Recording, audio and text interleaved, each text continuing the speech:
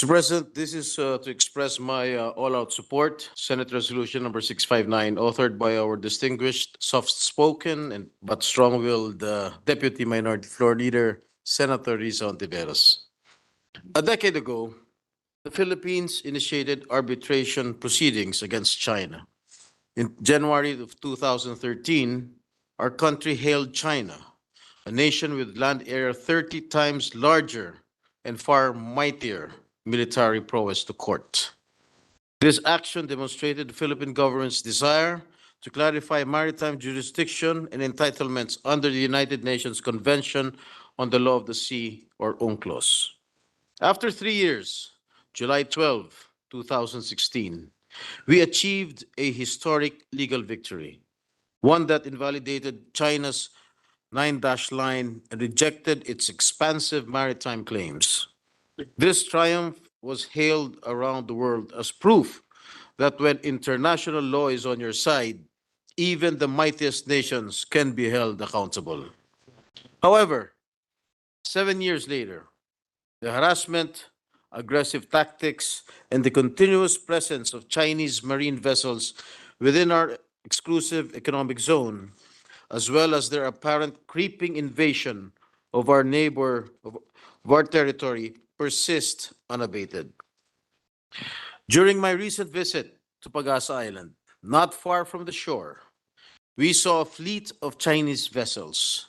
And to our dismay, we even received text messages greeting us with "Welcome to China," while on an island under the jurisdiction of the municipality of Calayan, province of Palawan, Republic of the Philippines. Enough is enough. Tama na, sobra na. Ilang mangingisda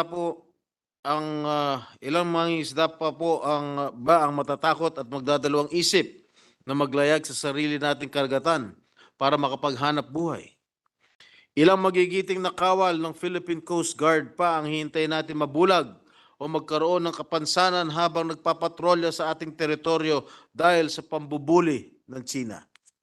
Ilang sundalo pa natin ang malalagay sa alanganing sitwasyon dahil sa ginagawang paghaharang at paghahamon ng mga Chinese vessels sa ating mga barko at sasakyang pandagat.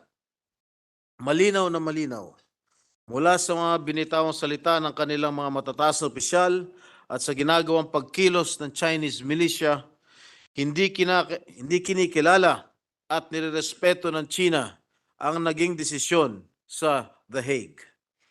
The Philippines won against China. Maliwanag na maliwanag. It is a message that should be repeated over and over again at every opportunity, including at the August Chamber of the United Nations General Assembly. We are a David to China's Goliath.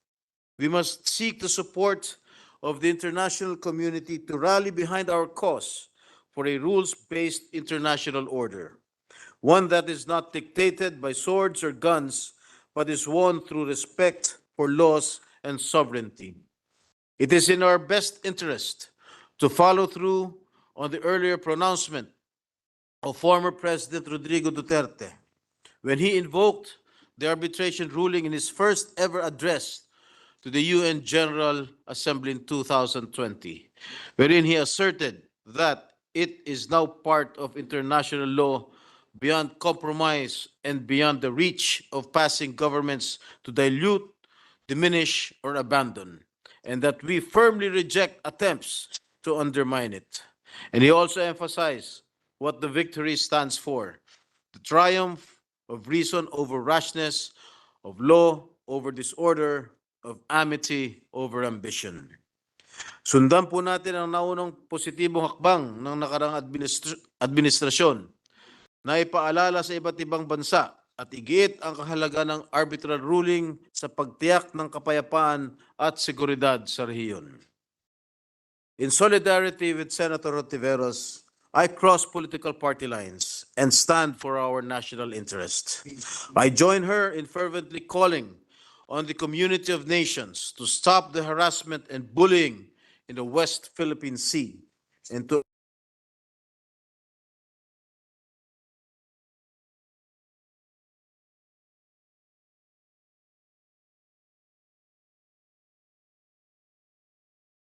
respond to the resolution and act swiftly on this measure.